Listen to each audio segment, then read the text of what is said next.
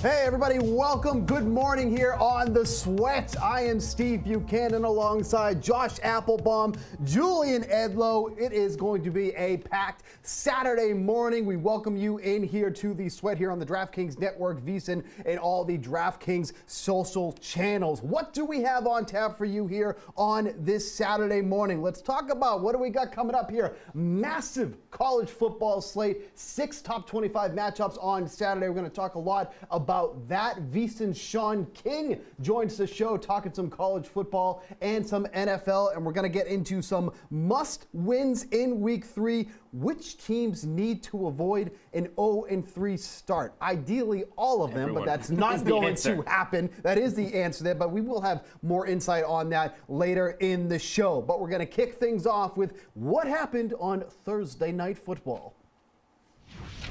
Real happy to be 3-0 right now. It's it's really cool to do it after a Thursday night game. There's not many times in the NFL where you get to enjoy a win more than just that night. So it's always cool when you win on Thursdays. I told the guys, if they want to win and have a weekend off, we got to earn it, and those guys did. And now you can sit back and relax a little bit, kind of enjoy how these last 3 weeks have gone, and be ready to go on Monday. 3-0 right now. It feels good. We harped on, starting off fast, and that's what we're doing. Even though we're making a little bit more mistakes, but as long as we get the win, we can continue to grow and continue to build on not making as many mistakes. For us, we know what we can do. We expect to win every game, and the fact that we're 3-0 is awesome. We know it's a long season, and there's still so much football left, and so I love the mentality of our team right now, because I think we're 3-0, we're happy, but we're still hungry, and there's still a lot that we can get better at, and that's a good place to be. All right, boys, we're going to do a segment here we call NFL Hangover, probably what a lot of people are dealing with here on this Saturday morning. But let's overreact to some of the latest news in the NFL. Let's kick it off there with those 49ers. They got the win on Thursday. Brock Purdy throwing for over 300 yards in that game. Christian McCaffrey, what else does he do? Scored a touchdown now in 12 straight games. It ties a franchise record with Jerry Rice. Defense only allowed 150 total yards. What are we thinking here about how we're going to handle the 49ers in the futures market? Plus 650 to win the Super Bowl, plus 220 to win the conference, minus 700 to win the division right now. Seahawks are in second place at plus 650, at least from me. If you were going to take a 49ers future, you probably already missed the boat here a little bit, right? Because you look at that schedule, obviously a good schedule for them to start the year, probably expected them to do well, but is there still some value in taking a future for them, Josh?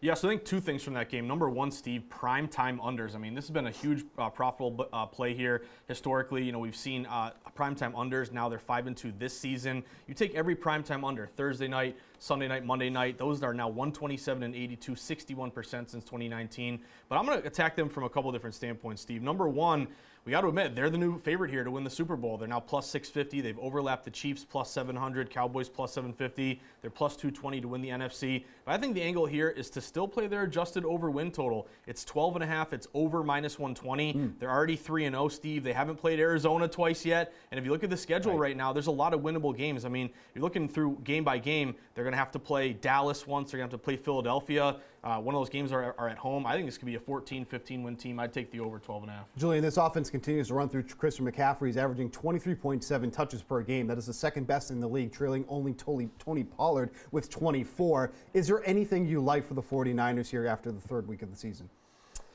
Not really, and if you're looking for it just from a value standpoint, it's not necessarily there. Like you said, we kind of missed the boat. The best bet you can have right now, my favorite future that I have in pocket, is Niners minus 150 from preseason to win the division. It feels like the safest play on the board in terms of any future for a team to win a division, a conference, whatever. This game didn't necessarily tell me much. Home opener on a short week. Giants in a terrible spot. You're just coming off that miraculous comeback, short week. You're on the road again. You're without your best offensive player. This spot was supposed to be the Niners by double digits, and it was. So this game in particular didn't tell me anything, but just where the Niners are in general. Like Christian McCaffrey said there, they're happy, but they're hungry, and they want to avenge the only game that the Niners have lost with Christian McCaffrey in a Niners uniform, the NFC Championship game in Philly, where they had no shot with the quarterback injuries. So I just think it's a good spot to bet the Niners to win the NFC, if anything. The AFC teams might be stronger, but I think there's a really good case to be made that the Niners should win the NFC and be there. All right, guys, so Saquon Barkley was out in this game. Giants offense, once again, was struggling without him, really kind of sputtered without him. And this has just been another instance of him missing time. This has been a common theme for him throughout his career in the NFL. How is that going to hurt his contract negotiations for the end of the year? Because if you look at the free agent market, there's a lot of big names coming up here as a free agent. Derrick Henry, Josh Jacobs, Tony Pollard, Austin Eckler, all set to be free agents here. Barkley is the second youngest amongst them. He'll be 26 while Jacobs is 25. How do we think this is going to affect Saquon Barkley once free agency rolls around, Julian? I don't think that much. I mean, we're already in a spot where running backs are in their struggle for being undervalued.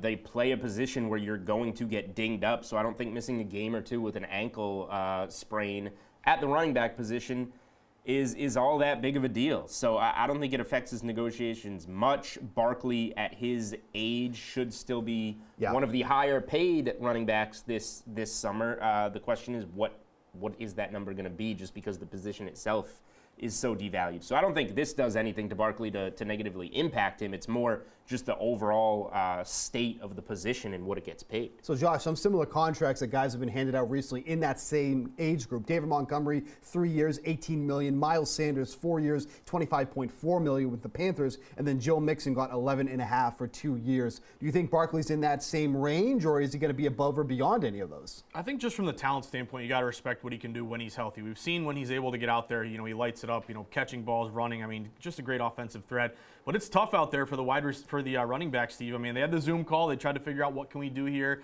to, supplement the position. I think you got to wait until the next CBA. And I think one thing, if you're running backs, is really lobby for these, grass fields versus turf. This is something that you've heard a lot of players talk about. You can look at the data. The injuries obviously are much worse when it comes to being on this turf. And now you see this new turf with like these pellets popping up and all this rubber. And you can hear from the guys even talking about like the Meadowlands is just really difficult to play there. So I'd lobby for the grass, and I'd also look at in this particular spot for the Giants, depending on how long he's going to be out. I mean, they're going to set up for a really contrarian play against Seattle in primetime next week. They're right now getting 1.5 at home. Seattle's going to play Carolina. Young's out, Dalton's in. If Seattle rolls and the Giants are off this terrible loss, they're going to be a play here for me. I think that if you can take the 1.5, that's going to be an ultimate buy low next week against Seattle. Brutal news for the Cowboys during the week here. They lost their top cornerback in Diggs. We talk about how good their defensive line is. I think it's kind of been understated how good their secondary has been as well when you consider how good Diggs has been. But he's out for the year now, torn ACL on practice on Thursday. How much is this going to impact how good this Cowboys defense has been so far this year and now for the rest of the year? Will their defensive line carry them, or is this going to be a place now where we can kind of target against Dallas when it comes to their secondary, Josh? I would say just in the short term, not a huge deal. I mean, you look at their schedule, they're going to be favored in a ton of these games. Right. They're off to a good start already. Their win total right now is 11.5 over, -140. So again, there's juiced up liability here to win 12 games or more. But I think long term, Steve, that's where I think this could really hurt them. You get into a playoff game, you're going to have to make a turnover, you're going to have to play good defense. Now you're missing one of the top corners, made the Pro Bowl last 2 years. So that's a big hit for Dallas. I think this is an opportunity here to take the Eagles to win their division there, that NFC East. Plus 100, they're even money. I know Cowboys are plus 105. The Eagles haven't played very well. I think Dallas they've played great, but now you have an injury. They've kind of played above their skis. I think if you can get even money Eagles to win that division, I'm going to take that now with this great cornerback hurt. Julian, what do you think about the Eagles angle here? If you look at what Diggs was done in the short term, was targeted against 8 times, allowed only 2 receptions, 26 yards, and an interception. Is this a time to get on the Eagles, or do you think it's not going to be as big as an impact as maybe Josh is making it out to be? I don't think it's as big of an impact. I don't think this swings division odds for me. If you liked the Eagles before, you like them now. If you liked Dallas before, you like them now. But for me, I think that this is impactful, but not anything that's going to derail Dallas's season type of impact. You have Stephon Gilmore as another cornerback there. Diggs is an interception corner, not really a cover corner. Yeah. Like he gets you turnovers, and that has value. So the good news is we're not going to find out what the Cowboys are until week 5. They play the Cardinals and the Patriots. They're going to be 4-0, and then we have a huge Sunday night game where we learn something in the NFC. They have time before the trade deadline to find somebody to replace Diggs. There's a lot of bad teams out there. There's a lot of tanking teams out there with this quarterback class. They'll find time to replace Diggs. They'll get another corner. Dallas will be right back where they were. Maybe you miss out on a turnover or two down the stretch because of Diggs, but ultimately they should be the same team. Yeah, Diggs a couple of years away from having double-digit interceptions in coverage. Let's quickly go over the Bears story here. There's been a lot of stuff going on here. I mean, we could go in a multitude of different directions here, but I think really the most important piece of this story is everything going on with Justin Fields, the comments he said about the coaching, then he kind of ran it back later in the week. Are we in or out on Fields for the rest of the season, Julian? I mean, what on earth? Not to mention we got the story where the Bears had like $100,000 worth of equipment, a bunch of lawnmowers stolen from the facility. We got no jobs, we got no money, our pets' heads are falling off. And now you get to play the Kansas City Chiefs on Sunday, which should go just swimmingly. I don't know, Fields is a talented quarterback, but it seems like everything's in his head now. He's not progressing. You just had the number 1 pick. You could have had your choice, and you stuck with Fields. Would you put talented in front of Justin Fields at this point? I would say the talent's there, but talented. he's just, We just don't again, see he can't it. put it together. It's a tough situation. That offensive line was terrible his first year. Now, they made a lot of free agency additions. They brought him a wide receiver. It's just tough. You hear the comments where he's kind of saying that the coaching isn't there. You can kind of say that quote was manipulated a little bit, but now they're starting to snipe at each other. The one thing I would say, Steve, Bears over 5.5 wins is -130 to the over. Oddsmakers still think they could win 6 games. I kind of like taking that under 5.5 here. I think it could get bad really quickly here for Chicago. Yeah, Chicago really has got a lot going on, and none of it good for on the field there. We're going to take our first break of the show here. More football on the way as Josh and Julian dive into an awesome college football slate of games for college football next here on The Sweat by DraftKings.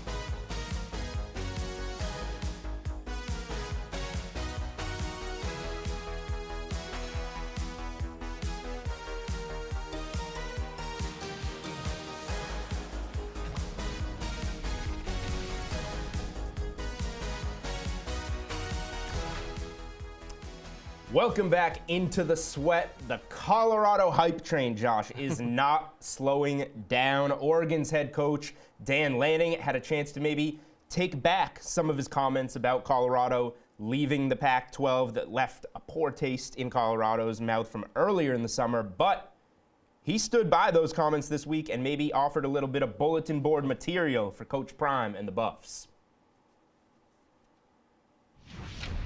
Not a big reaction. I mean, I'm trying to remember what they won to affect this conference. I don't remember. You remember them winning anything? I don't remember them winning anything. Just given the way that Deion's used a lot of bulletin board material, do you regret at all what you said at Oregon Media Day back in August? No, I don't regret anything that I've said, for this program. At the end of the day, obviously, I wasn't talking about Deion's team. I'm talking about the past and the future for our team. But if that serves as material for them, great, right? I don't think it's going to have any bearing on the game and the success of the game. All right, Josh, Monster College Football Board, maybe the card of the year in college football. So we're going to start right here with this game. Most bet game as it is every week. Colorado, they're on the board. Now they get a real test. They go to Oregon. They're playing the Ducks. We already know the betting splits. It's all pros versus Joes, so break this one down for me. Yeah, deja vu once again here, Julian. I think when you give it like 5-10 years, there's going to be like a 30 for 30 about all of these Colorado bet splits and just how the bookmakers really have difficulty handling these games. Now, this game is super interesting for a couple reasons. Julian, we were doing this show last week. Remember we were saying, I think it was Oregon open -14 in this game. And we're like, hey, jump on that line right now. That's probably going to be a very trendy dog, obviously with Colorado. Well, the books have taken a massive position against Colorado. This was a -14 opener. Now it's all the way up to -21. And some shops are even, -21.5, kind of inching up. So there's been no buyback whatsoever on Colorado. So you mentioned the bet splits. A guy like me who really likes to look at the data, so fascinating that this is another huge public play, obviously not unexpected, but 81% of bets are on Colorado, yet this line is going to Oregon. Julian, if 8 out of 10 bets are on Coach Prime here, why are the odds makers moving the number further to Oregon? Tells me a lot of respected money is on Oregon here.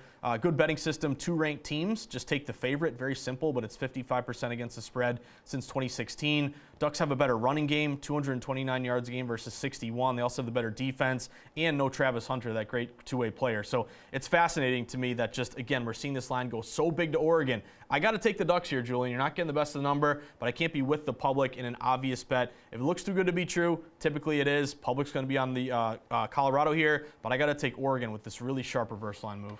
Yeah, and you mentioned Travis Hunter. I will say, not all line movement. Some of that has to be due to the injury with losing not just your wide receiver one, but your cornerback one in one hit. So some of it is injury related on that line move.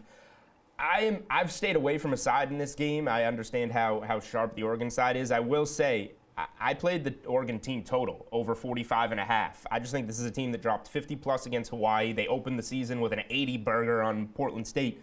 They're scoring. The defense, obviously, you're down your top corner. Oregon's had no problem running up the score. So I just feel like this is a good spot for the Ducks to score some points, and we'll see if Colorado can keep up or not. Another big one on Saturday night, maybe the biggest one on Saturday night, top 10 matchup. We got Ohio State going to Notre Dame. I saw that the get-in price for this game is like over $800 now. It is insane. Notre Dame, slight home dog here. Ohio State hasn't really played anyone. Look ahead line before the season, 7 I think it was on DraftKings Sportsbook. It's come down. What side do you like in this one? I'm going Irish, Julian. I'll take the hook here on the +3.5. We've seen this line kind of go back and forth. You mentioned the look at it was -7.5 with Ohio State. But kind of when it reopened, it was around -3.5 there. But at 3.5 keeps going down to 3. So I kind of like looking at line movement throughout the week. When does the line go up, down? How long does it stay there? But it looks to me like every time the hook is available with the Irish, it gets scooped up and brings it back down. So if you can still find the hook on Notre Dame, I like that play. Right now it's 50-50 bet split, but almost 60% of the money is on Notre Dame. The crowd could be a big factor here. It's going to be amped, obviously, with all those Irish fans. And then a little nugget here, Julian. It's pretty awesome working at VSiN because I get to hear what Brent Musburger, the legend, likes every week. And he was doing an interview on VSiN earlier this week, and he said he liked the Irish with the hook here. So I'm not going to go against the legend. I'll take the 3.5. I'll take Irish at home. I'm aligned with you here. I got Notre Dame +3.5 in this one in my best bets article. You saw +140 there on the money line. Don't mind that one bit if you want to sprinkle on there. Good spot for Notre Dame. I love the quarterback advantage. Sam Hartman, it has been tested. They have that road win at NC State. Ohio State hasn't really played anyone yet. Quarterback, this is his first big game, Kyle McCord, and you're going on the road to Notre Dame at night to play it. I think there could be some mistakes made there. You have a good Notre Dame secondary to at least try and help you against those good Ohio State wide receivers. Good matchup, good spot for Notre Dame in my mind. I'm with you. Here's another one where the look-ahead line from preseason has moved significantly. Two totally different perceptions of these teams week one. FSU blows out LSU. Clemson goes down embarrassingly on the road at Duke. So Clemson, who preseason I bet -2.5 in this game in a look-ahead line, went up to as high as 4. Now they're home dogs because of how these teams have played. I have a feeling that you are going to be taking the value, but I don't know for sure. Yeah, Julian, this is going to be an obvious play for me. You know me pretty good at this point. I like Clemson in this spot. I think it's a great spot to back the Tigers from a value play standpoint and from some late movement standpoint. You mentioned look at this was Clemson -2.5, -3. Kind of reopen, and it's always interesting to compare that look ahead to where kind of the market moves after some overreactions have been made based upon your recent performance. So this actually got all the way up to -3 Florida State earlier this week. But ever since it reached that key number, Julian, it's been all buyback Clemson. The 3 got hit, +3 down to 2.5. A lot of these 2.5s are gone, now down to 2. And what's most notable is that 89% of bets are on Florida State. The public's all over the Seminoles here. You walk into any bar across America, they're all going to be going with the Seminoles in this spot. But the late movement is breaking Clemson. So they're only getting 11% of bets in a very heavily bet primetime game. Unranked versus ranked, buy low opportunity. Conference dog as well. In those conference games, typically, it's kind of like NFL division dogs. They bark a little louder. The rivalry aspect, the familiarity. And the much better defense here. Clemson's only giving up 247 yards a game versus 391 for FSU. Close to us, Julian. They had to go to BC, Florida State last week. Barely survived that one. So now you got to go to Clemson. Usually Clemson is getting 80% of bets. They're the favorite laying a big number. I think it's a great spot. Dabo Sweeney can use this as motivation. Give me the points, ideally +2.5 with Clemson. Obviously a look-ahead spot for FSU last week, but it's the second road game in a row, second noon kickoff road game in a row, much tougher road atmosphere. Jordan Travis got dinged up. Some of the wide receivers got dinged up late in that game. How healthy are they going to be going into Clemson? Which is why, I'm so confident I'll just lay 2.5 because I did it in July. I don't have a chance. But, yeah, it's Clemson for me today. Even if I hadn't bet the game, I would be aligned with you there. I think it's a good Clemson spot. The last time Clemson was a home underdog, Deshaun Watson beat Lamar Jackson's Louisville Cardinals in 2016, which is, 7 years ago? Been a while. These spots are rare. They don't come across often. More reason to go with Clemson today. We're going to a game with a third home dog, Pac-12, another one in this jammed night slate. I've been impressed with both of these teams so far. Oregon State goes to Washington State. I'll take Washington State +3 here, Julian. It's kind of not a huge system-based play for me, but I do like the fact that the public's kind of split 50-50. They don't really know where to go here. But you've seen a lot of the buyback on the +3 where it was open at a lot of shops. Oregon State, laying 2.5, got up to 3, and then it kind of stayed there. Wouldn't go to 3.5. Some books, again, inching maybe down to 2.5. Since this is a late game, I think it's a great game to kind of monitor all day long. If you start to see these 3s all fall to 2.5, that's going to be a great sign here for Washington State. They're that conference dog angle, built-in familiarity. Also, I want a dog who can score, Julian. If I'm going to bet on a team getting points, I want to be able either to score and win the game, or backdoor cover, or just kind of battle back and forth and be able to cover the number. So if you look at the offensive output between these teams, Washington State's been the better offense. They're averaging 536 yards a game versus 466 for Oregon State. It's really tough to go to Washington State, play at Wazoo. The crowd's going to be crazy. And also, again, leaning on some of my VSiN colleagues, actually had a respected bookmaker who actually liked Washington State favored in this game. His numbers put it like Washington State -1.5 was Richie Bacalieri. He was a very respected bookmaker. So you add it all up here, Julian. I kind of wish it was more lopsided, like 80% of bets on Oregon State. So it is 50-50. Public doesn't know what to do. But every time I look at these 3s, they get scooped up here and it might come down to 2.5. So I'll take the +3. Always conscious of key numbers when you're betting football. Give me Wazoo at home +3. I'm with you. I love Washington State, especially at +3. It opened shorter and some Oregon State money came in, got us that +3. I love it. I just think these teams, I've been really impressed with Oregon State, but they haven't exactly played anyone yet, and now you're going on the road into a really tough atmosphere. I think Washington State's not getting the credit. They went on the road, mopped the floor with that Colorado State team to start the season. Huge win as home dogs against Wisconsin. I had them in that game. I think that Washington State's the better team, so getting points at home is kind of crazy. You're going off the radar here, talking about Colorado State. going against Middle Tennessee. I know exactly what you're doing here. Explain this one to me. Yeah, I kind of like looking for two different types of games. The very heavily bet popular ones that are on, nationally televised situations, or the games that like no one cares about, no one wants to talk about. You can't find the channel to watch the game. It's MTSU here, Julian. Give me Middle Tennessee State on the money line. It's a low bet game, but they open -2. They're up to -4. They were -3 yesterday, so late movement in their favor. They're only getting 39% bets, but 60% of the money. I think this is a hangover game for Colorado State. Had to go to double overtime, emotional letdown. Give me MTSU on the money line at home around -150. All right, we're going to do a lot more college football later on in the Sweat, but next we're going to be talking some baseball. We got a big Mariners-Rangers series going on. We're talking MLB next on the Sweat.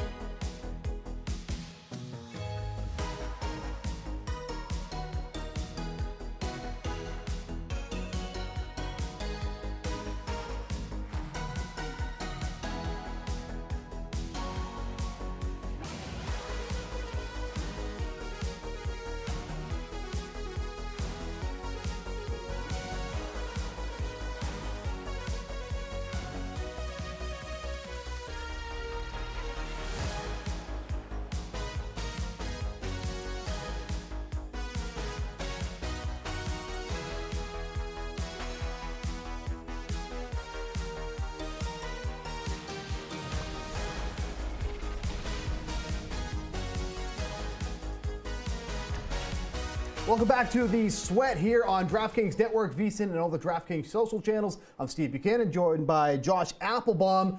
Major League Baseball still going on right now. Look at the madness going on in these standings. A couple of divisions still up for grabs at this point. Two divisions are done in the National League with the East and the West. The Central is still up for grabs right now. The American League East still up for grabs. Central is wrapped up with the Twins. And then the American League West, and that's where we're going to kick it off here, is just absolute chaos right now. The Rangers are now back in first place, knocking the Astros into the wild card and knocking the Mariners out of the playoff picture altogether. We're going to start with that Rangers and Mariners series coming up here. They had their first of 7 games that they are playing for the rest of the season here. The Texas Rangers were able to take that first game there, obviously making the standings what they are now. Who's going to take advantage of this when all is said and done? If you're looking at the matchup here today, you got Logan Gilbert going for the Mariners. He's had a really tough month in the month of September. 4.50 ERA, 3.43 WOBA. Brian Wu going tomorrow. He's been okay, but he's only pitched 15 2/3 innings at this point.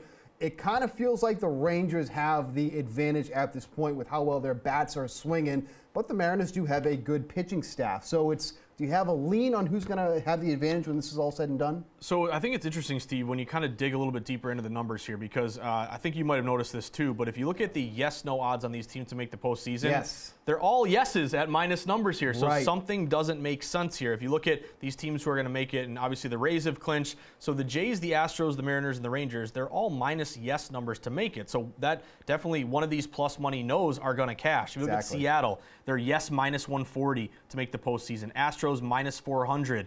Rangers minus 320. Jays are minus 1,100. Jays are expected to make it. So I think from the bettor's value-based standpoint, let's see if we can pick off one of these plus money numbers to miss it. And I think it's Seattle here, Steve. I do really like this team. They've been scrappy for a couple years, but the no is plus 120. You look at them today, it looks like there's some respected money on Texas.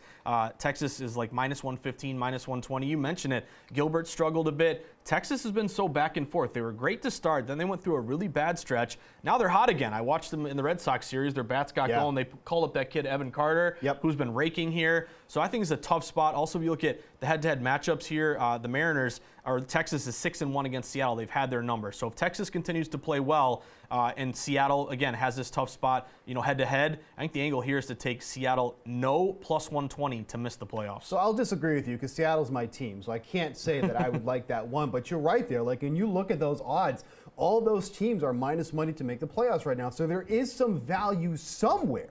It's just, where do you want to go? Because all of these teams are so close-knit together. And that brings up my next point here about Houston. I don't know what's going on with the Astros at this point, but they are not looking like a team that is ready to make the playoffs right now. They're 3-7 over their last 10 games. They're 35-41, Josh, against teams above 500, and they are 39-40 at home. Just for reference, if you look at what that team was last year, they were 55-26 at home last season, giving them just under a 680 win percentage at home. So this team is not only not playing well against at home, but they're also struggling against teams that are under 500. They're 2-8 against teams under 500 for the month of September. And if we look at their schedule coming into this month, they were like, oh, the Astros are going to clinch this division. It's an absolute coast ride now for this division. They were going to play New York, Oakland, the Royals, and now the Royals again. And like I mentioned, 2-8 against those teams thus far. Is the potential value here to maybe take the Astros to not make it at plus 320? Because at least how they're playing right now, they could literally play their way out of the playoffs at this point. So you're totally right, Steve. They've been underwhelming here, especially when you're supposed to clean up against the Royals. They lose last night. I would say two things here. Number one, to make the postseason, they are minus 400, so you got to pay a steep price to bet this number. You can make a good case for the value on being no. But you know what's always good, Steve, when you're struggling? To face Jordan Lyles, because they're facing Jordan Lyles today. And this is unbelievable. If you've been grinding baseball all year long, if you had bet against Lyles every game this year, you're 25-5. That's 83%, Steve. This is unbelievable. If you had bet $100 every time Lyles took the bump just to bet against him, you're up about $1,000. So if they can't hit Lyles, if they could lose this one, then I'll start to get a little bit worried. But I think this is kind of the case of, been there, done that. They've won World Series. Sure. Maybe it's just, they're kind of waiting for the postseason, maybe taking it for granted a little bit. But they have the talent, they have the pedigree. I still like them to make the postseason. But they better beat Lyles today. Don't make that 26-5 after today. Yeah, if they don't beat Lyles today, I think panic is really going to start to set in. Let's switch over to the National League side. Which team can win a series here? We got the Cubs are at home against the Rockies. The Cubs are another team that is just playing their way out of a playoff spot right now. It was about a week and a half ago. They were minus 700 to make the playoffs. Now they're barely hanging on to the last wild card spot in the National League at this point. What do we think of, what do we make of the Cubs at this point? Because they've gone 9-12 this month, and then you got San Diego. They're making some noise all of a sudden. All of a sudden they've won 8 games in a row. They're 4 games out, and at least for San Diego, all the teams they need to pass are all losing at the same time, which is opening the door now for the Padres. But Cubs 9-12 this month so far, going against the Rockies, a team you should be able to beat up on. But again, the Cubs are another team that's just not looked good this month. Yeah, they're looking good at one point to make the postseason. Made some good moves over the offseason. I thought, buying low on Cody Bellinger was great. As a Red Sox fan, I was hoping that the Red Sox would make a move for Bellinger. You look at him today with Stroman on the bump against Colorado. They're minus 230, minus 240, so expected to win this one. But I'm kind of with you. I mean, if you look at the odds here to miss the postseason, it's kind of a coin flip. You have minus 105, yes, no, minus 115. Steve, I think we take the no minus 115. I don't like the way they're trending. And if you look at the schedule here, and this is so critical when you're betting these yes or no props, obviously you have a cupcake against Colorado, today and tomorrow, but then you got to go at Atlanta and at Milwaukee. I mean, you're finishing off the last 6 games of the year against 2 of the best teams in the NL on the road with your season on the line. Maybe these teams have already clinched and they don't care as much, or they don't take them as seriously. But all things being equal, I think it's a very difficult spot to back the Cubs. I think you take that minus 115. I like this club, but they're going in the bad direction, wrong direction at the wrong time. Yeah. I'm going to take them to miss the postseason. Yeah, it could be an absolute disaster for the Cubs here if they end up missing after what seemed to be something that they're just going to walk right into. We mentioned it, San Diego Padres are absolutely scorching right now. I love them against St. Louis this weekend. Talk about a team that's playing for absolutely nothing at this point. You look at their rotation right now, they're just throwing guys in there to see what they have looking towards next year, especially when you look at today. They're facing Jake Woodruff, was an expected ERA 6.25. And then on Sunday, they're getting Drew Rom, expected ERA of 5.75. This club is averaging over 5 runs per game during this 8-game winning streak that they're on right now. Everything is clicking for them at the right time. And you talk about a cupcake schedule to end the year. That is exactly what the Padres have at this point in time. They really could make it at this point. They are big plus money to not make the playoffs, win the league, win the World Series. Like, it feels like they are a team that, unlike the other teams we're talking about, they're getting hot at the right time, but still there's a lot to get to at this point. Do you like them this weekend against the Cardinals? I do. I think this is my best bet of the day here, Steve. Riding this, hot hand with San Diego. Martinez against Woodward, as you mentioned. This was a minus 160-ish opener. We're seeing the Pods now a little bit higher, closer to minus 170. So lines moving in their direction. Pretty good system match here. Non-division home favorites off a win. They're 63% this season. Home favorites off a win with some steam have also done great. And I think it's just a fascinating story. I mean, on the one hand, this team has disappointed so much. You had an owner who, give him credit, he spent a lot of money. I wish the Red Sox and John Henry would spend money like the San Diego Padres did. But obviously, is it too little, too late? The odds makers are saying that yes, it is too little, too late, because to miss the postseason is minus 10,000. But Steve, making a little beer money play, pizza money play, putting $5 on them to make it, plus 2,500. We've seen crazy things happen before. They're only 4 games back. They're playing great right now. You mentioned St. Louis.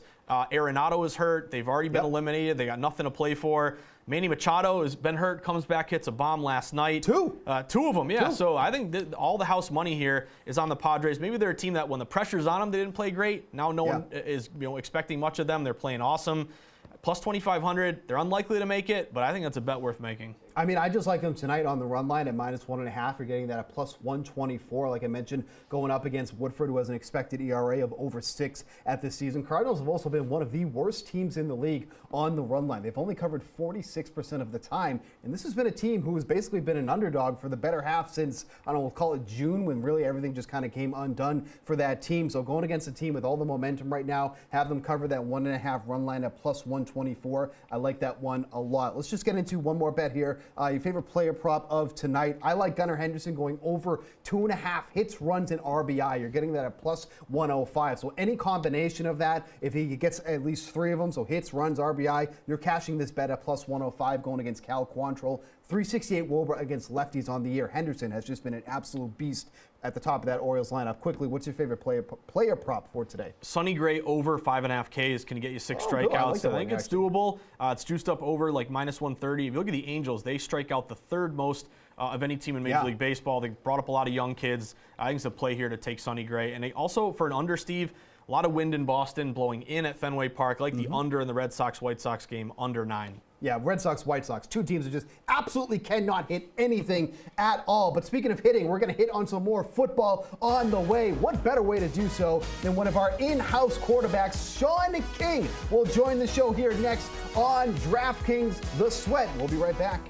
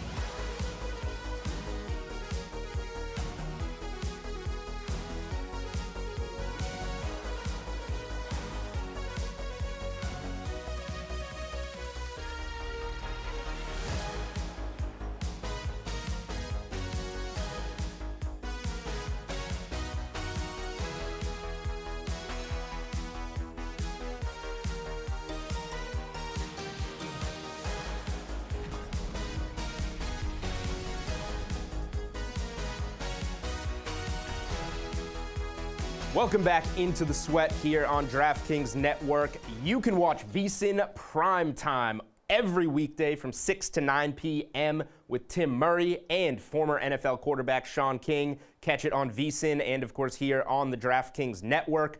We already talked a little bit of FSU and Clemson here on the show, but for more of that, we're going to go to a former NFL quarterback to talk the game, FSU and Clemson, over in Studio B with Emerson Latzia and Sean. All right, it's time now to bring in former college quarterback, former NFL quarterback, current VSiN analyst, friend of the program, Sean King. What's cooking? How are you this morning? What's up, man? I love the new studio, man. Looks awesome. Yeah, Gotta get your Sean King jersey in the closet over there. Yeah. We'll get it in like one of our lockers and stuff. Like absolutely, dude. Anything for you. Hey, you know who's not cooking right now? Is Alabama. Shout out to USF. This is your hometown team last weekend, right? Team that you used to coach. Giving Alabama all sorts of trouble last weekend. Should we buckle up? Should we prepare ourselves for another underwhelming year there in Tuscaloosa? I don't think so. I think Alabama -7 this week is an absolute lock, to be honest. I think the best thing happened.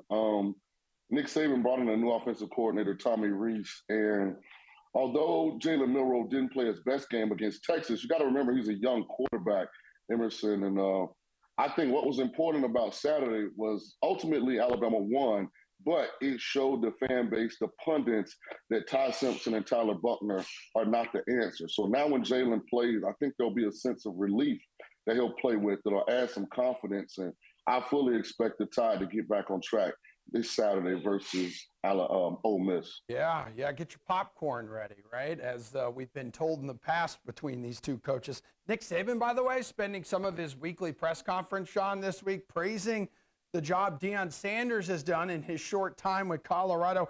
How soon until the Deion hype train derails, and could it be this weekend against Oregon? Well, I think if we put context on it, how can it derail? I mean, this is a team that won one game last year.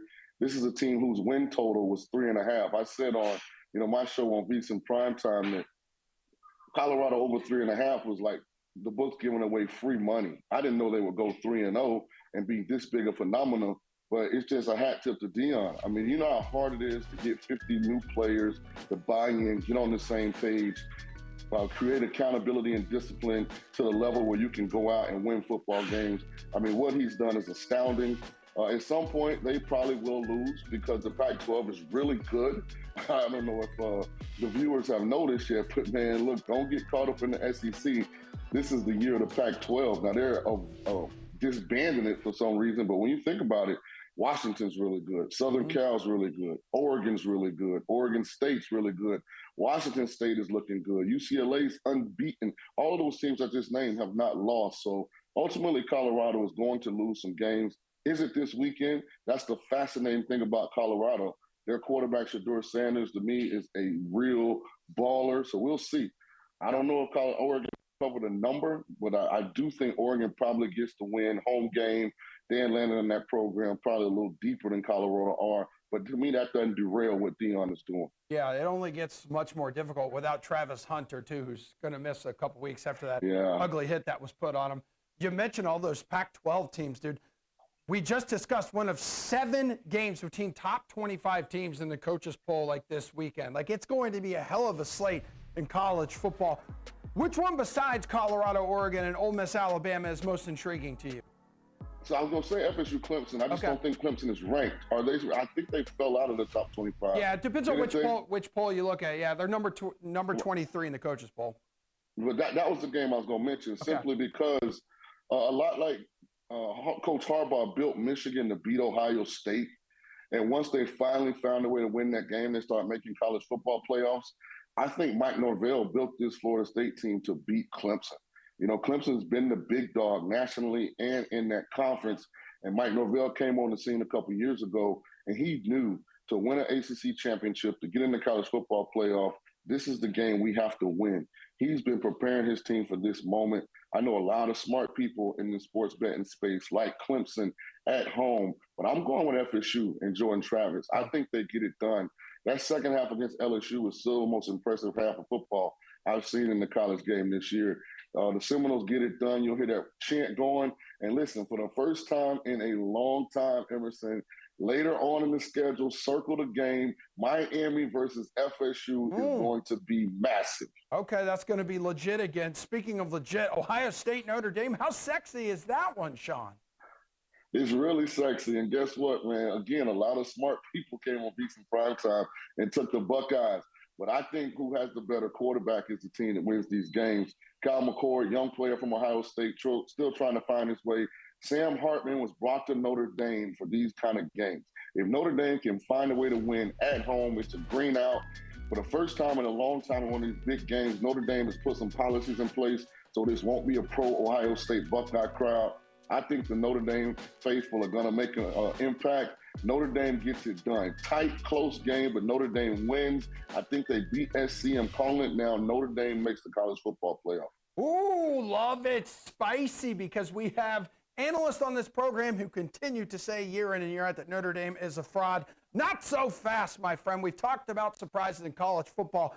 How about your Bucs, one of 9 unbeaten teams left in the NFL through 2 weeks? What will we learn about them on Monday night against the Eagles? Talk to me. Even if they don't win, I think we're going to learn that they're legit. You know, I said this before the season, Emerson. If we got in a situation where we were trading football cards, the Bucs are one of the top teams in the National Football League. I mean, they have some dudes: Vita Vea, Levante David, Devin White, Mike Evans, Chris Godwin, Carlton Davis. Like, a lot of this team is the same team that Tom Brady won a Super Bowl with. So because Tom Brady left and Baker Mayfield showed up, Baker doesn't have to be Tom Brady for the Bucs to be a playoff caliber team. So I'm banking on the Bucs to make it a competitive game. They might even find a way to win. Philly's been far from impressive, even though they're undefeated. But I think this Bucs team is definitely playoff caliber. Yo, Baker Mayfield, how about this? First Bucs quarterback to start a season 2-0 with no interceptions since, guess who? Come on, say it. This guy that used to have hair and abs. I think his name was Sean King. Yeah, it was. Yeah, the year 2000, baby. That's got to be cool, right?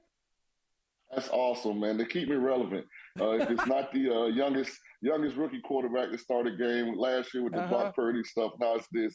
I must have been pretty decent. My bank account don't reflect it, though. Yeah. It's life is full circle, right? By the way, y'all lost to the Eagles, who, again, they're playing on Monday night in the wild card round that season. 0-2 teams, though. Which one concerns you the most, Bengals or the Chargers? I think it's the Bengals, simply because at least when you look at the Chargers, they've been productive offensively. When you look at Cincy, man, they've just been putrid across the board. On defense, they can't rush the quarterback. They can't defend the run. They're not good defending the pass. And then their offensive struggles are well documented. Is Joe Burrow healthy also as we move forward? I'm not a person that overreacts. For context, Cincinnati started last year 0-2 as well, but it was different. You could see that they were kind of working some things out and they were going to be fine. I'm not so sure this year. So Cincy concerns me more than the Chargers. Yeah, and the history has to concern these teams as well. It's going to be a death stamp pretty much if any of these teams that are 0-2 fall to 0-3, Sean, because only one team since 2002 has made the postseason after starting with 3 straight losses. That was the 2018 Texans, man. Yeah, man, and I don't think the Texans are going to play a role this year. But I'll say this. I think I'm saying this statistic correctly. Since 2003, I think is the year, there's been at least 5 different teams in the NFL playoffs from the previous year. 4 different teams in the NFL playoffs from the previous year. So, historically, the NFL is the professional league with the most parity. It's why I think strength of schedule before the season starts is very difficult to pinpoint, because every fan base thinks that this is their year. Hell, Chicago's 0-2, but 2 weeks ago, you couldn't tell the Bears fan base that they weren't a playoff caliber team. Detroit's fan base is thinking that they're a division champion type team, and they've been awful. So I think that's what's really important, for the NFL, is that you never know from year to year. All right, what's your NFL bet of the week? Yeah, I got an upset special. Yeah, let's go. That's what I'm talking about. I like the Broncos and Russell Wilson to win outright in Miami. Let's start there. In Miami, the top team in the league right now? Yeah, I think the Broncos go down and get a little get right and straighten their season out just slightly, at least in the short term. I think they get it done. Also, I'm going with the Raiders to win on Sunday night as 2.5-point favorites over the Pittsburgh Steelers. Man, I don't know how Matt Canada has a job. That Pittsburgh offense is awful. Yeah, well, there's some saying that Russell Wilson may not have a job much longer in Denver after this season if Sean Payton can't fix the guy. John King, there's nothing to fix about you because you're absolutely perfect. Thanks for hanging out with us this morning on The Sweat, my friend. We have got more college football talk coming up after this break right here on The Sweat.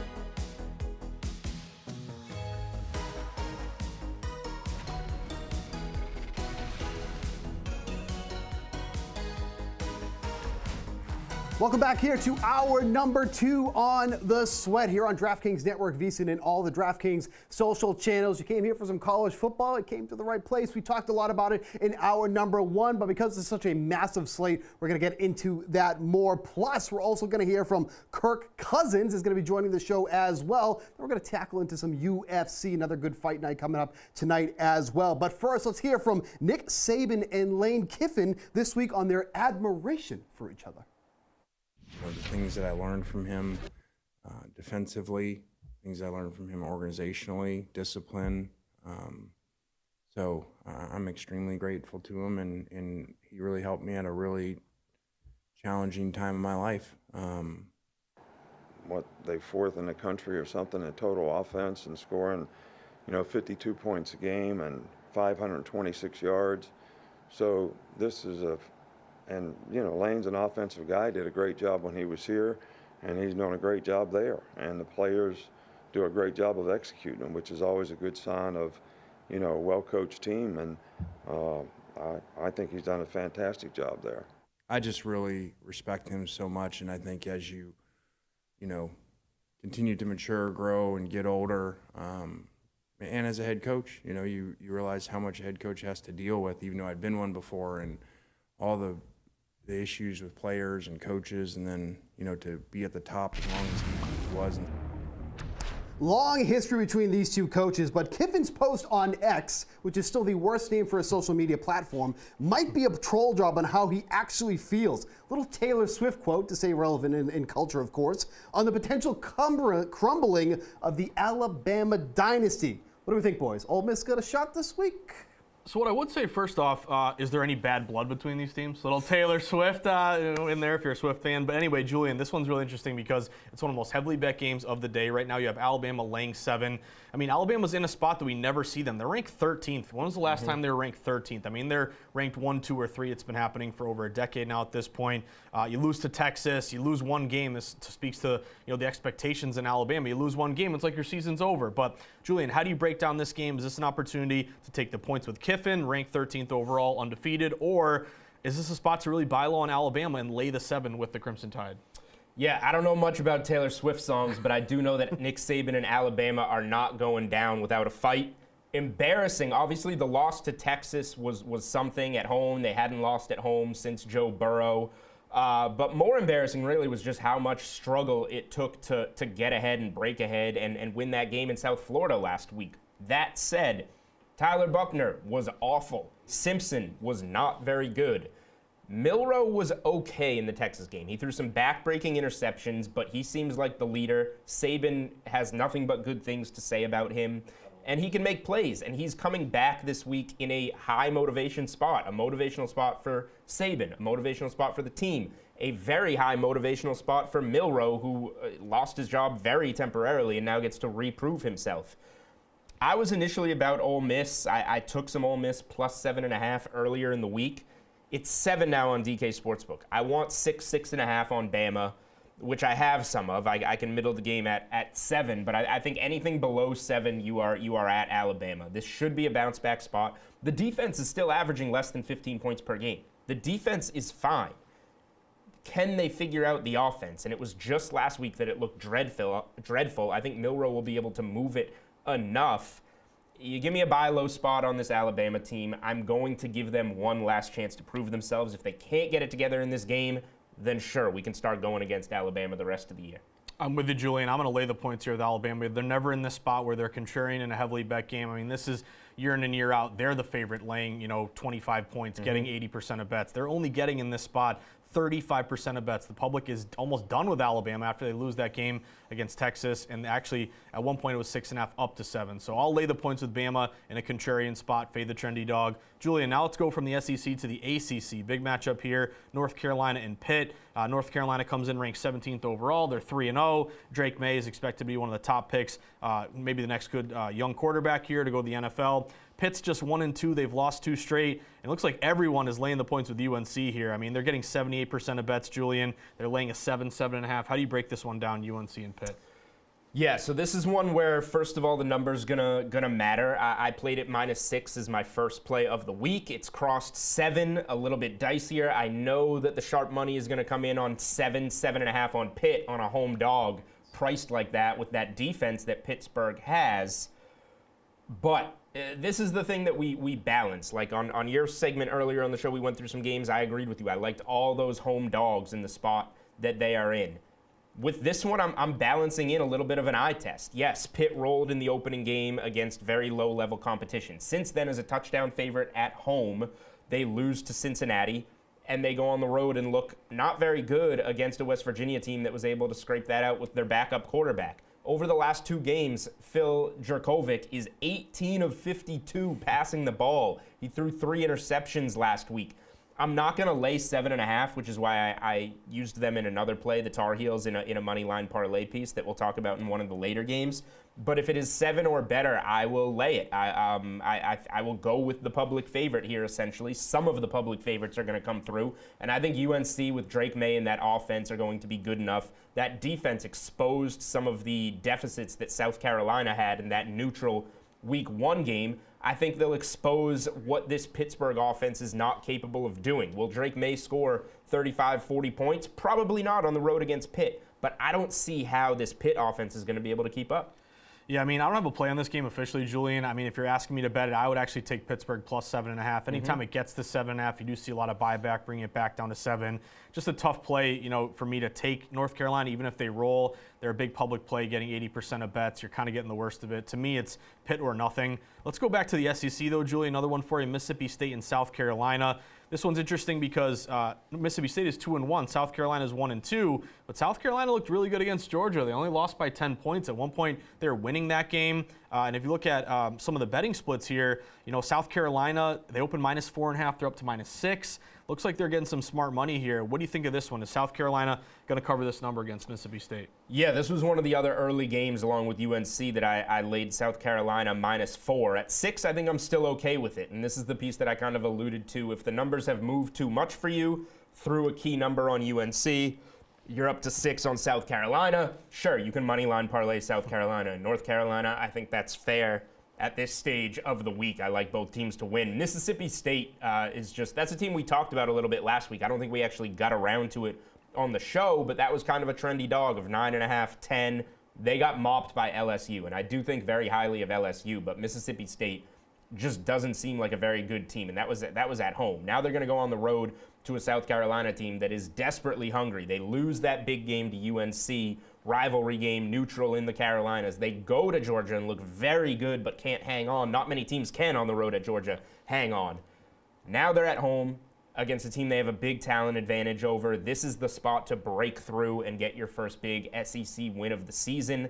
I really like South Carolina in this spot. Yeah, I'm kind of with you. Looks like the sharps are with you too, Julian, again, with that line movement in their direction. I would look maybe to the under in this one. It opened 51. It's down to 47. Looks like a lot of money coming in here on the under. Let's go to another game here, Julian. LSU and Arkansas. Arkansas comes in 2-1. LSU is ranked. They're 12th in the country. They're 2-1.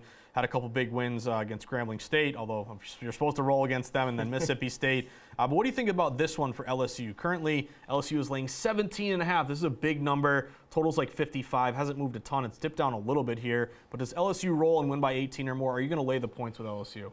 I'm actually going to look to the team total on this one. I'm going to go away from the points. I actually like a lot of team totals. We talked to Oregon team total off the top.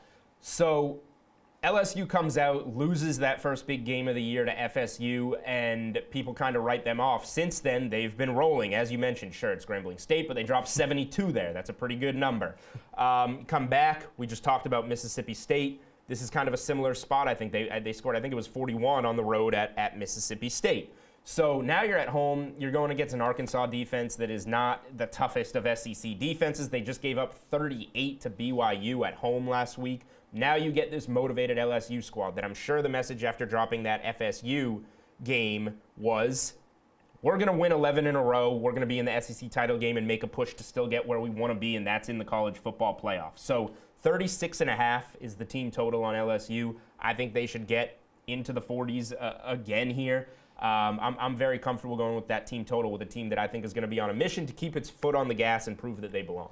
Yeah, I think you're probably in the right direction there, Julian. I would just mention, does look like some smart money under here as well. This is a big public play to the over. 86% of bets at DraftKings are taking this LSU over. Yet, we did this thing see the total fall a little bit, 55.5 down to 54.5. One more game for you, Julian. USC, a chance to look at Caleb Williams and maybe do some scouting on our own. If the Patriots go 0-3, there's going to be a lot of talk. Pat's number one pick. What do you think? But this game here, USC is a huge favorite at Arizona State. They're laying 34.5. They open minus 33. Looks like there's some money laying the points, expecting a blowout. Are you okay laying a huge number like this on the road? Will it matter? Does Arizona State score enough to cover this number? Yeah, if I was going spread, I would be laying it. Arizona State just got shut out at home. I believe it was 31-0, 28-0, something to Fresno. But we're going team total here again on USC because what does this offense do? It just keeps humming. Opening game, 56 against San Jose State. The next week, 66 against Nevada. The following week, 56 against Stanford. I will say the only red flag here, first road game. They've done that all in their own building, but if there's a place you want to go on the road, it is the comfortability of Arizona State. This team is not good at all. You're staying on the West Coast. You're in nice conditions. I think USC, going for a back-to-back Heisman for Caleb Williams, has motivation to keep its foot on the gas. Team total over 48.5. USC is going to get up into the 50s again. Yeah, this is one of those games that I don't just like to touch at all. I want no part of this one. When you're laying such a huge number on the road, it feels like it's a blowout. But again, do they score Arizona at least one time to cover this number? No play for me. But Julian, we're going to take a quick break here on the Sweat. When we come back, we're first going to get to Kirk Cousins. He stopped by the DraftKings Network studio. Did he say you like that? I don't know. I hope he did. See you soon.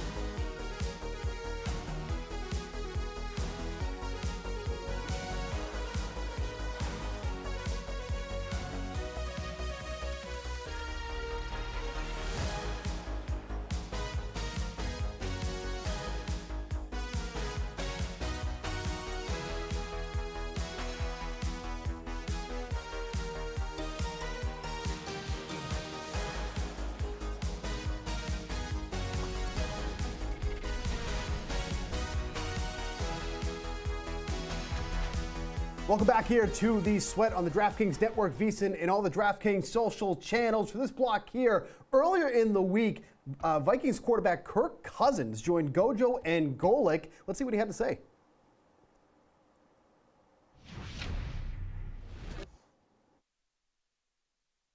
You personally have played incredible. How do you balance that, knowing, hey, you're going out there and putting up great numbers and performing really well, but the record hasn't reflected that yet? Well, this league's all about winning, and that's really what it boils down to. We got to find a way to win, and in our case, the way the season's played out, it just isn't that difficult. We turned the ball over 7 times. Our turnover differential is -6. End of story. There just isn't a lot more that you have to go fix. You can have a lot of good things going for you, but if you're turning the ball over 7 times, you're probably going to lose. And that's where we find ourselves now at 0-2. So pretty straightforward to know how to fix it, and we just got to go out and do it. While we as talking heads talk about these things now, do you guys as a team look at what are the stats of teams that are 0-2 that make the playoffs? I haven't looked at that personally. I know that I've been 1-5 before, and we ended up being a game away at the end of the year from being in the playoffs. And when I first came into the league, only 6 teams got in from each conference, but now it's 7. And so again, you have another opportunity to get in, and it's still so early, and we know that the next 15 games are really going to determine the season more than the first 2, but that's no excuse for not winning football games. We got to get back on track. You mentioned what this league's all about, your past there. So many people still like to bring up the primetime narrative and the things around your career. Does that bother you? Is that something that still kind of eats at you to hear people in the media, despite that being disproven largely? Well, I think you just got to look at your own production and say, hey, I'm a part of this team. I'm not the whole team, and I've got to do my part. And, in games where I don't play as well as I should have, I've got to go back and address it. But in games where I feel like, hey, I'm seeing coverage, I'm going through my reads, I'm well prepared, I'm executing what the coach are asking me to do. And, yeah, we didn't, come out with a win, but I feel like I'm getting better and playing well as a quarterback. I think, at times you can put your head on the pillow at night and feel good about your contribution. So it's a little of both, and you just want to make sure that more often than not, you're going home feeling good about the level you're playing at. Welcome back here on The Sweat. Steve Buchanan, Julian Edlow. Let's talk about the Vikings here a little bit. They're 0-2 right now, as we know. 0-1-1 against the spread. 1-1 on the over total here. We're expecting a big shootout here against the Chargers here in Week 3. The over-under in that game sitting at 54 points. We know what this offense can do at this point, but is it fair to say that maybe Kirk Cousins is overperforming at this point, or is this what we can expect from this Vikings offense? I mean, the offense hasn't been that bad. They like Cousins said in that interview, the 6 turnover differential is kind of their season right there. So they moved the ball all right against Tampa. They were right in that Eagles game, and turnovers killed them. They had a lot of opportunities to be in that Eagles game to win it, and they were right there to still backdoor cover or push, depending on the number that you got. So I think the offense is going to be fine. We'll talk about Cam Akers and if that does anything, but they can pass the ball, and they're in a desperation spot. So I think the offense should be fine, right? Yeah, Cousins is 6th in pass attempts, 2nd in completions, and 4th in yards per attempt. So the offense has certainly been humming at this point. Let's talk about his most reliable receiver here, Justin Jefferson, on pace. What his receiving yards is looking right now, on pace for over 2,600 receiving yards. That'd be that would blow past the record right now held by Calvin Johnson, who has 1,964. Did that in 2012. How do we feel about if Justin Jefferson, realistically, he's not going to keep this pace, but does he have a chance to break this record at this point? Of course he has a chance. He's been the best receiver in football, at least through last season. And this is a team that is going to be trailing in some games. This is a team that's going to be desperate to win some games given the start to their season. So Jefferson is in an awesome position to be what he was. I mean, he was the first overall pick in a lot of season-long fantasy drafts. So he's going to be that guy. Of course, he has a chance to break records. And I also think Jordan Addison is a great complementary piece. He's been really good. He has a deep touchdown in each of his first 2 games in the NFL. He's gone over his receiving prop in each of the first 2 games. I think he's 49.5 this week. I bet him over this week. I think they have this just goes back to the offense question. I think Jefferson being the staple there has a chance to break the receiving record, and this offense has a chance to be really good. Yeah, you look at the receiving yards breakdown between those two guys. Justin Jefferson's at 309 through 2 weeks. Yeah. Jordan Addison, 133. Jefferson is also only one of 4 players who, after the catch, already has over 100 yards in that category here. Let's talk about the running game. This was probably the first significant trade of the NFL season. The Vikings acquired Cam Akers. I think it was for like a 5th-round pick in 2 years from now or something. It was next to nothing. He was given away. Yeah, but the Vikings have run the ball the least amount in the league. Only 22% of the time they have run the ball at this point. Only the Steelers and Vikings have been running the ball under 30%. What does this do for this offense? Because I don't think they're going to start running the ball more with Akers. If anything, he's actually a better receiver than he is on the ground at this point, I think, at his point in his career. What do you think this addition of Akers does for this offense moving forward?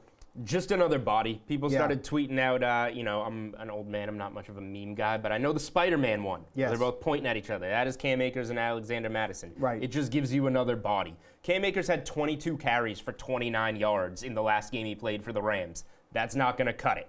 So it's another body is what I can say, but this isn't somebody that comes in like a Dalvin Cook, who they lost, and just fixes your run game. Yeah, like I said, I don't think this is going to do much for them. I think they're just going to continue to pass the ball as it goes on here, and I think that's what we're just going to see moving forward. All right, it's Saturday. We've done a ton of college football, but another Saturday staple is the UFC card. So we're going to hear from Dave Ross and Zayed Hussein on VSiN's first strike this week on the Fight Night main event before Josh comes back and gives us some best bets. You look at the quality opponents that Gamrot's had against the favorite here in Rafael Fiziev. Does that lead you towards possibly having a live dog scenario? Yeah, 100%. I think you have to ride with Gamrot. Overall, Gamrot's never been finished in his career, and that's something to point out. When you have 24 professional fights and you haven't been finished, it shows you how durable he really is. And when you look at his wrestling and the timing that he has, this is arguably, it's not even a question how tough of a wrestler he is that Fiziev has faced in his career. So this is the toughest test to date for his wrestling side. Now, when you look at what Gamrot has done to other fighters against Jalen Turner, taking the fight on short notice, taking him down, taking him into deep waters, and then you look at Fiziev struggling with guys like RDA, look at his best wins. Bobby Green, RDA, and Brad Riddell, which haven't really aged well in the UFC. I think you have to take Gamrot as a live dog at plus 130 just because of his wrestling success that he could have in this fight. The wrestling success, because that's the thing I look at Gamrot, and look, this is MMA, right? He is a true mixed martial artist. So you're assuming we might see a Tarzukian-type fight, where it's just these crazy exchanges. Can Fiziev handle that on the ground, or is it Fiziev, the only way to victory for him is, I got to stuff those takedowns, keep the fight standing where I can utilize my striking ability?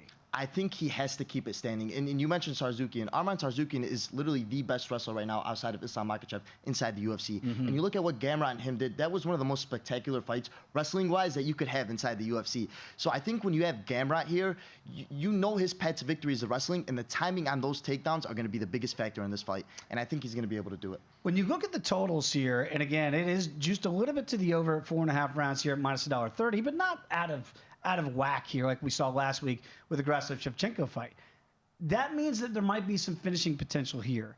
Would you dabble into some of those sub prices for Gamrot at plus 550, KO, TKO, DQ is 8-1 to win via decision plus 285? Or do you just say, no, I'm already getting plus money, I don't want to get too cute with it? You know, I think you have to just take the plus money and not get too cute. However, if you're going to play a Gamrot sub, I like it late because I think he's going to push a real tough pace on Fiziev, and you can see him gassing late. So overall, if you're going to play a submission, I like a late submission prop, rounds 4 and 5. But I think Gamrot's so durable here that you have to play the over. Great breakdown there from the guys at VSiN on the UFC Fight Night tonight. Couple of comments here. Fiziev has seen some line movement. He opened like minus 140. He's up to minus 160.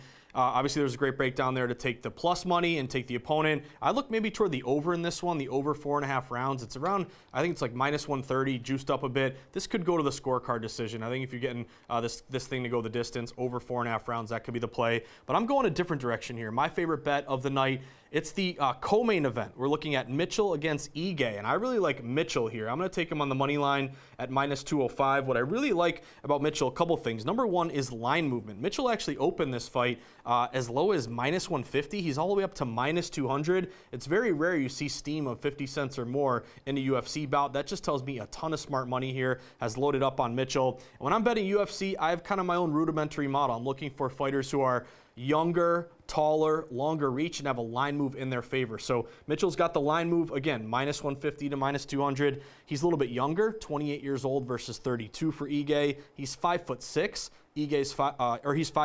Ige is 5'6".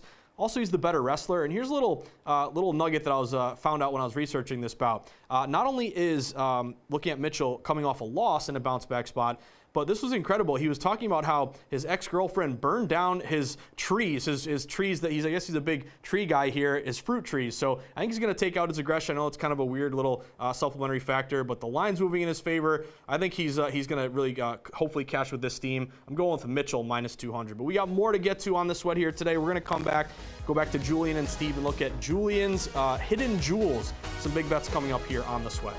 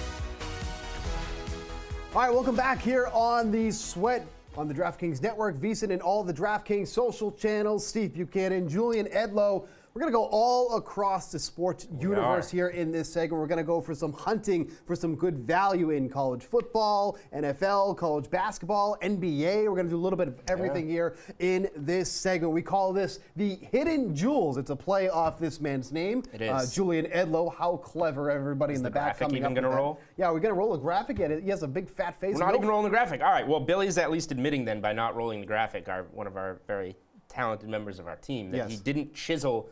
See, producer Drew in my ear, we're editing it. My face was not reflected properly. It's a fat face. I have a very chiseled jawline. We got to get it right if we're going to use it again. So I appreciate the team holding off there. Yeah, so maybe we'll do it next week and we'll see how your new chiseled jaw looks at this point. But let's start here with some college football. You like Wyoming versus Appalachian State. What do you like about this one? Yeah, not exactly a hidden jewel if we look at the betting splits. You go to VSiN, this game, if you go to the spread, 65% of the bets for 83% of the handle are on Wyoming at home here. Why is it a hidden jewel? Well, it's in the 7 o'clock window. What else is in the 7 o'clock window? Notre Dame, Ohio State, Oregon State, and Washington State. All these big-time games at night are going to be getting the attention. And what game am I going to be checking on from time to time on my phone? It's going to be Wyoming. I played them early in the week on the money line at -130. I'm fine laying anything up to -3. Wyoming's been a really good team at home for a while. They have a good history going back the last couple years, obviously into the Josh Allen era as well. They have a good history to start the season. They, as 14-point home dogs, upset Texas Tech in overtime in the opener this season. App State is a good team, good offense. They always play UNC tough, and they did again this year. But going this far on the road to this type of atmosphere, the highest elevation that you can play in college football, little less familiarity, and App State just historically not very good as a short dog. So I like Wyoming, short favorite, here at home. We'll switch over to the NFL. Let's talk about that Sunday night football game between the Steelers and the Raiders. You like the Steelers in this one here? Yeah, Sunday Night Football, not exactly a hidden jewel, but I think when you're looking at this betting board, this game is flying under the radar a little bit. And you go to the betting splits, 43% of the bets for 61% of the money on the Raiders. This was like a pick look-ahead line prior to the season. And it seems like the Raiders, who have had a decent start, they got blown out by the Bills last week, but they got that win in Denver, are the side. Maybe even more so because of that Monday night game where we saw Pittsburgh's inability to move the ball. Right. But I like the Steelers here, particularly if it gets to +3. I already have a little bit of +3 in pocket. I just think the perception of this Pittsburgh offense, and you see there with the -102 juice, that's telling us it should get there. We should see a 3. This offense can play a lot better against this Raider defense. I think they've played a Browns defense and a 49ers defense that is pretty tough to go up against. Things are going to get easier in Vegas, which on Sunday night, this is going to be a Pittsburgh crowd. Steelers faithful is going to go out there and have their yellow towels, their terrible towels, are going to be going after it for this game. So I like the Steelers. Should be a home type of atmosphere. The defense, that line, should give Garoppolo a lot of trouble. I think we're overreacting to that poor performance on Monday night. No, I couldn't agree with you more, and I feel like the perception is still how bad they looked in week 1. And, like, that's still carrying over here in week 3. No, that's fair. Obviously, they did come away with the win. Right. 2 defensive touchdowns to win it. But you talked about, and you hit on this point here, the Raiders' offensive line is, like, razor thin at this point. Going up against one of the better defensive lines of the Steelers in this game, I think that's going to be a big difference maker there. That is also, when I mentioned this on our Unreasonable Odds podcast, Steelers 2.5, one of my favorite teaser legs on the week. What you can pair that with, get that up to 8.5. Then you can pair it up with the Dolphins, get them down to basically win against the Broncos. Miami playing their first game at home against Denver. I think that's a really good spot there too as well. Any thoughts real quick on that teaser? So you're getting Pittsburgh up to 8.5, and then you're bringing down Miami to 0.5 point. I'm not going to bet on Denver again because I'm 0-2, but I'm a little nervous that Denver shows up, especially if Miami has no receivers. I know it's a weird spot. I'm a little. Well, Tyreek's going to be good to go. It's more Waddle that they're worried about. Yeah. Okay. We'll see. I think that's still the teaser to make here. Go Broncos. All right, let's go to the NFL, a prop bet that you like here. Calvin Ridley going over his receiving yards. So here's the thing about this one here is that he went way over in week 1 there, had that 101 yards on 11 receptions, and then went way under in week 2, only had 8 receptions, but I think it was 32 receiving yards in that game. It was a really bad one here. But what makes this better for Ridley this week, at least, and maybe this is part of your point here, no Derek Stingley Jr. is going to be out for the next few weeks now on one of their top corners over there in Houston. So tell us why you like the over for Ridley. Yeah, I mean, you want to just do the segment for me? I mean, I could. I mean, I absolutely could. We'll keep this one tight. Yeah, Ridley, week 1, 8 grabs, 101 yards, touchdown. Disappears, I use air quotes there, in week 2. He was targeted 8 times, but he only caught 2 of them for 32 yards. So he had all those targets. He's still clearly the wide receiver 1. And now he goes up against this Houston secondary that gave up 9 grabs for 78 yards to Zay Flowers in his NFL debut. They gave up 8 grabs, 56 yards to Michael Pittman the next week. Now, without Stingley, who had been targeted only 3 times on the season, a shutdown corner, the guy that would be on Calvin Ridley, this prop has gone from 65.5 to 69.5. Maybe not so hidden anymore. It's taking money. But I think Ridley's going to have a much similar game in a spot that they want to break out, score some points against Houston. Much similar game to week 1. For Calvin Ridley. Yeah, I think the over in that game is in play too well at 44 points. I liked it even before Stingley was out there, but I think the Houston Texans still got a pretty sneaky offense overall. They've been really honed in on their defense has been good, but I think now that offense has been humming along too as well. Let's switch over to daily fantasy here. Hidden jewel again, so not a player that's going to get a lot of attention here, but you do like Tank Dell at 3,600. The other side of that game against Jacksonville. Yeah, we're teeing up this segment. You go Tank Dell's your favorite DFS leg. Oh, the segment's called Hidden Jewels, Steve. These players have to be hidden, and Tank Dell is. He's still pretty cheap at 3,600. Yes, other side of this game, we're both kind of expecting some offense here. Tank Dell, he's gone over his receiving prop both weeks so far. He only had 3 grabs for 34 in week 1, but that was enough. And then last week kind of broke out, playing from behind against Indy. Targeted 10 times. He caught 7 of them for 72 yards and a touchdown. That is a solid little week right there for a guy that had a monster year in college football at Houston, stayed local, over 20 DraftKings points. I think his salary going from 3,200 to 3,600 still not marked where he needs to be. He should probably be more expensive than a guy like Robert Woods. Everybody's talking about Nico Collins, his props, him in DFS. Pay down for Tank Dell. You're going to get some really great value here. Yeah, I like Jackson Smith and Jigba for the Seahawks going up against the Panthers this week as well. Panthers secondary has been absolutely atrocious, and then there's a lot of question on how healthy DK Metcalf's going to be for this game. And Smith and Jigba already has 11 targets on the year thus far, so he's already been getting some looks even with Metcalf and Lockett active. Let's go over to the NBA. A little look-ahead line here. You like 2 plays from the opening night slate that we have. You got the Warriors money line minus 118 against the Suns, and then the Celtics money line 125 against the Knicks. Tell us a little about both of those. Yeah, again, hidden jewels here. Nobody's looking at basketball when football season starts up, but it's only a month away. So the opening slate is 2 games. The opening night, one of those games is the Suns going to play at the Warriors. The Suns were way overpriced last year. We saw Denver handle them in the postseason. They were priced as the team in the Western Conference, and they just couldn't find it. Now they have to incorporate another piece with Bradley Beal. They could wind up being very good, but we need to see what they are. Meanwhile, the Warriors still have that core. They've got all the pieces in place. They add a Chris Paul to kind of be what we figure will be that 6th man who, say what you want about his playoff history, but that's a glue guy right there, adding to an already strong core. So I think to start the season, a team like Golden State at home should have a serious advantage over the Suns. This shouldn't be priced nearly as a pick. I know Warriors short favorite, minus 118 on the money line. Then you have the Celtics going on the road to the Knicks. The Knicks were exposed in the postseason last year. This is going to be their home opener the next night.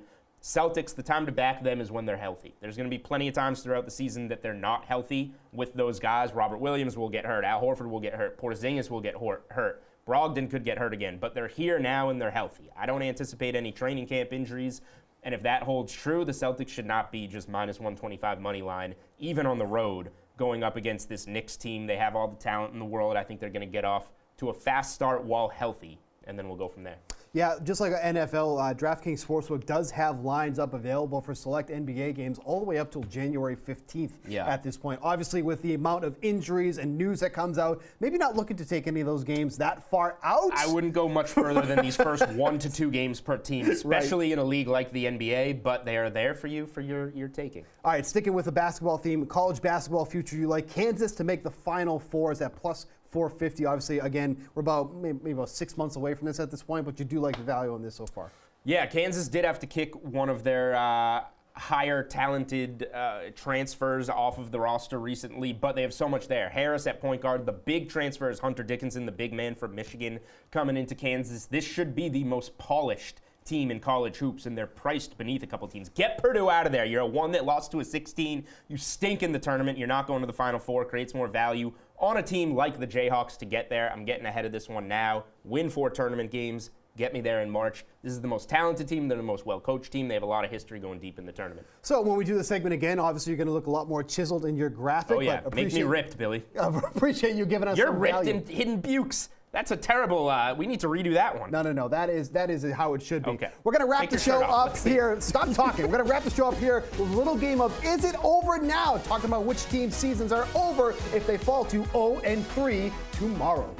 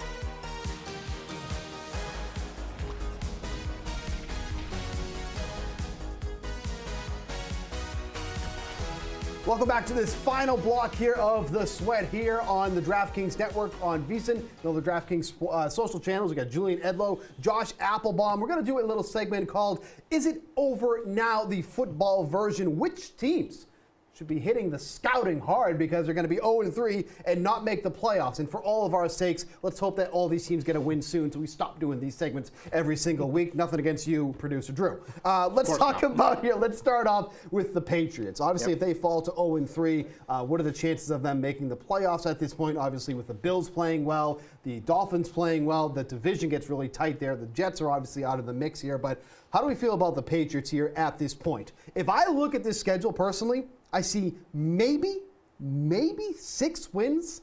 Rest of the schedule, maybe they split with the Jets, Giants, Raiders, Commanders, Colts, maybe the Saints. I don't know if they're better than the Saints at this point, but I'm saying 6 at the most. But I'm not even confident about that. What do you think, Josh? Yeah, so I think you're starting to see this offseason money that like the under 7.5 really come true because that 7.5, it opened, really juiced up under, it got down to 6.5. At one point it was like, hey, it's Belichick. Can he win 7 games? You're always going through this thing as a Patriots fan or someone who watches the Pats of, saying, hey, it was all Brady, it was never Belichick, but then you still want to give Belichick some respect. But I think the Patriots are in a tough spot right now. They're already 0-2. To miss the playoffs, they're minus 450, so they're not expected to make it. And guys, we have a big day tomorrow with the NFL slate, but I like the Jets +3 tomorrow. Everybody and their mothers on the Pats, they're getting like 80% of bets. It could be a big windy weather game. I know that does typically benefit Belichick. You could like the under there. I think it's 37.5 down to 36.5. But if you don't win tomorrow, you're already starting to hear rumblings in the locker room. Mac Jones said he's mad that people aren't staying late and getting there early. This could really get bad, especially if Belichick, that seat gets hotter and hotter here as not only the GM but as the coach. So I think the Pats are in trouble. Don't let them lose tomorrow. It's really going to get bad in Foxborough if they do. Julian, if you do like them to make the playoffs, it's +330. Yeah, I don't. Even if they win tomorrow, look, you've got a stacked schedule in a stacked AFC, and you don't have the talent on the offensive line or the outside in terms of the weapons. So win or lose at the Jets, the Patriots aren't making the playoffs. So it's kind of been over for them. But if they do lose to the Jets in a weather game, which is Belichick's bread and butter, this is going to be a bad weather game in New York, going against Zach Wilson with a wet football, a turnover machine.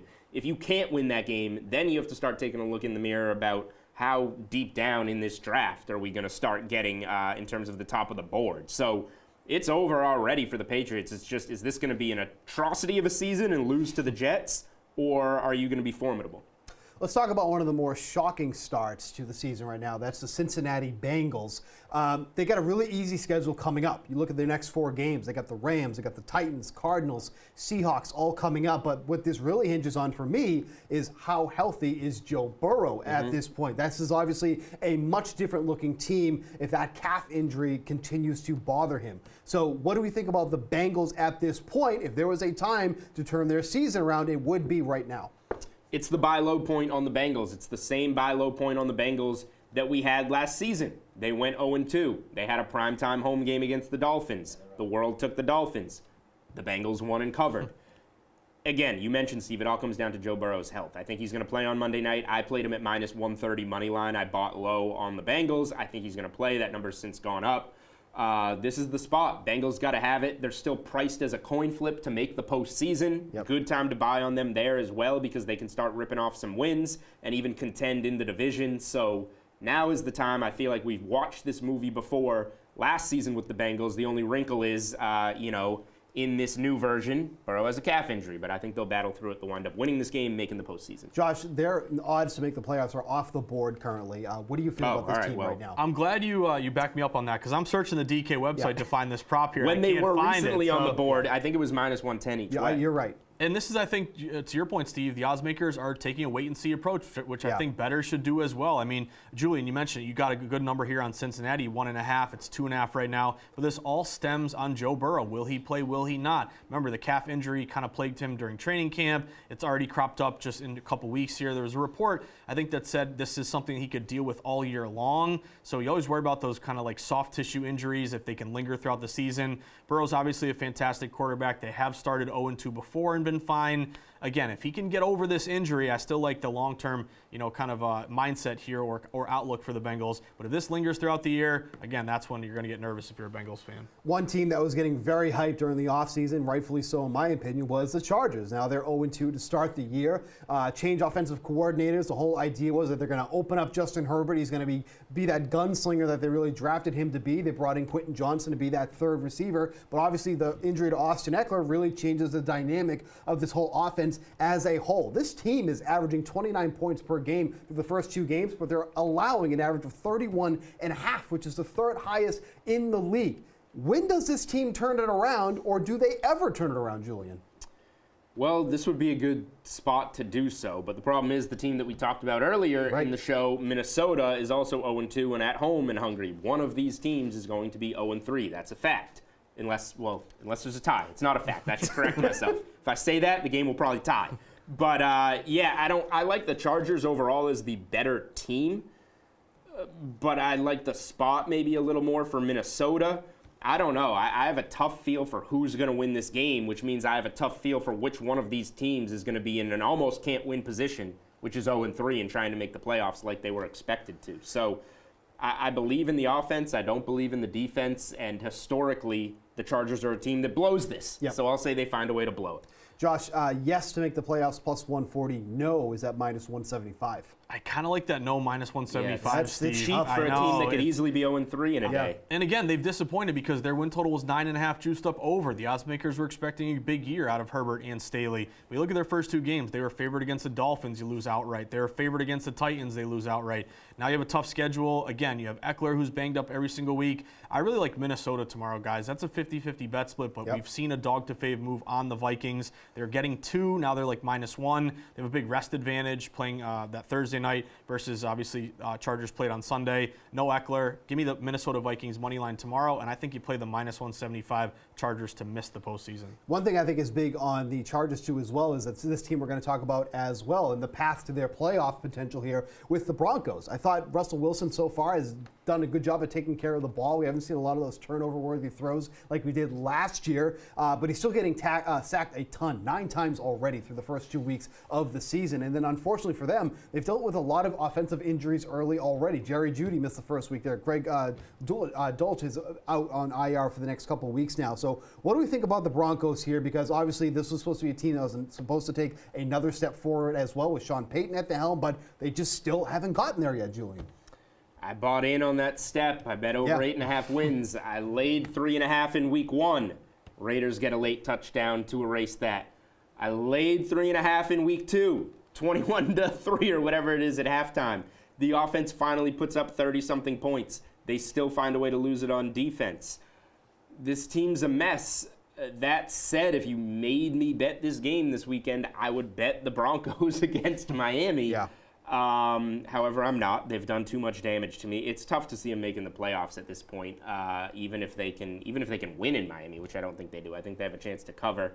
It's gone. You like, if you were going to get there, I understand there's some teams that their schedule gets easier and you can build your way there. The cakewalk was early for Denver. You're supposed to beat the Raiders and the Commanders at home, and that's how you get going on the right foot, and they're 0-2 going to Miami. Too late. Josh, what side are we riding on this one? Oh, man, I'm going to bet against Denver throughout the rest of the regular season. I think this spot, you're starting to hear some rumblings here about, Peyton, and obviously he was trying to turn around Russell Wilson, who had a really weird, bad year last year. I think if you're Sean Payton, I don't think you really mind having a bad year. You have job security. Do you take your lumps? Is Wilson the quarterback that you wanted? You inherited Wilson. I think Denver could use a reset here. I think they're going to want to get out of that contract from Wilson. He's just not the same guy that we saw in Seattle. Tomorrow's game's interesting. It opened -6 Miami. It's up to 6.5. I actually really like your teaser, Steve, taking the Dolphins down to just a half point. All right, we'll quickly go through this one here. Panthers going to be without Bryce Young between 1 and 2 weeks. Is it possible to say this offense actually might run better with Andy Dalton tomorrow? That's exactly what I was going to say. One of, if not the only team in the NFL where you go from your starter to your backup and your power rating goes up. If this was Bryce Young, who I like overall, played really well at Alabama. I do like Bryce Young. But in this situation, I went from maybe having a bet on Seattle to just passing on this game. What do you think, Josh? Yeah, I think it's an upgrade here. I was sweating that game. I had the +3 with Bryce Young, and he was just terrible. He might end up being a great long-term QB, but I think this kid's in over his head right now. You're hearing the word overwhelmed quite a bit here. So I think Dalton's an upgrade. He's a veteran. Obviously, he's had a ton of experience in the league, and the odds makers are respecting Dalton. This game was, Seattle all the way up to at one point, I think -6, 6.5. Now it's down to 5.5. Obviously, this line, typically when you see a quarterback, a backup come in, the line goes away from you. It's going toward Dalton. I actually think it's a better opportunity with Carolina with Dalton than it was with Young. Panthers has been a very good underdog team against the spread over the past couple of years. All right, that is going to wrap it up for this Saturday edition of The Sweat. Of course, we'll be back here tomorrow, 8 a.m. Eastern. What are we going to talk about? Some golf, some college football recap, and then everything you want for NFL Week 3. Best bets, plays, everything you would want to get ready for Sunday. For Josh Applebaum, Julian Edlow, I'm Steve Buchanan. We'll see you bright and early here, 8 a.m. tomorrow morning.